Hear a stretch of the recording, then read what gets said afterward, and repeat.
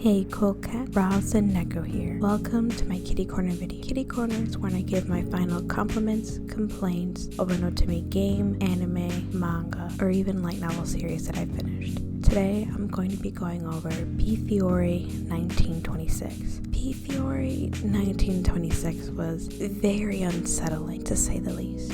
It was a really dark game that I did not expect, and it made it really hard to get through. There were different things like the Phantom making a fake family and how he just kind of like stabbed the mom. The dad and the son were trying to get away, and it really just didn't make the most sense to an extent, and I felt like it was very unnecessary, especially near Henry's ending where he made a human puppet show with like another family and such. I'm glad that they didn't give a visual for that, but it was just very unsettling. And when you get through Henry's bad end, it really did not get better. They made it as dark as possible for these characters that we begin to fall in love with. In Henry's bad ending, Henry is trapped and forces himself on the heroine. Orlok passes away trying to protect his dad that he didn't even know was his dad. Dante had a brutal death near the end. Nicola tried to avenge him and basically ended up with nothing. Unsurprisingly, I think Gilbert got off scot-free compared to the others, but he died a hero. Honestly, I can't see it any other way. And Yang was offed by Ewan. A lot of this reminded me of Shakespeare stories that I've read. I had to take a special class on it, and we went over quite a few of his stories. And this game and Shakespeare stories were pretty similar, where a bunch of random things were happening. It kind of made sense, but at the same time, it kind of didn't. And honestly, it was just kind of unnecessary. Another thing that was unnecessary was, as much as I love him, Gilbert having a half-brother.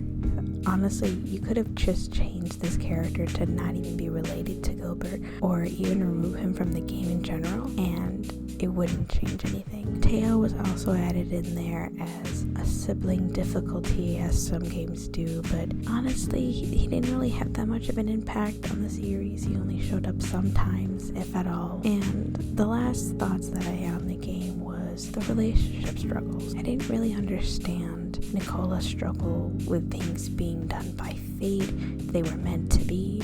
Honestly, my opinion is, as long as it turns out right, what does it matter? He was worried that the heroine and him were destined to be together, that it wasn't their own free choice or free will. Honestly, I just see it as, hey, they ended up being together and they're happy. So I'm not really sure what the big deal is, but why don't you guys let me know down in the comments below. Is destiny or fate really a big impact for you, or do you also feel like it's not really much of a difference? Speaking of which, the last thought I had was on Orlok and his struggle not to kill others. It was part of his story in the first game, which makes sense, but he kept struggling with it in this second half. Maybe it's because I already kind of seen it in other games, but he was struggling still whether or not it was okay to kill people, because on one hand, his partner was in danger, the heroine.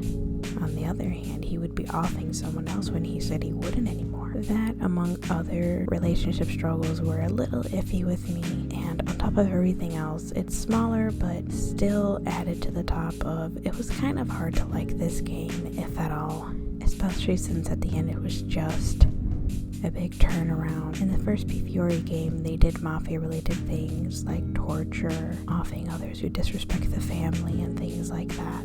While in this game, it was just more focused on a random, insane person with insane things happening. None of it really was mafia-related.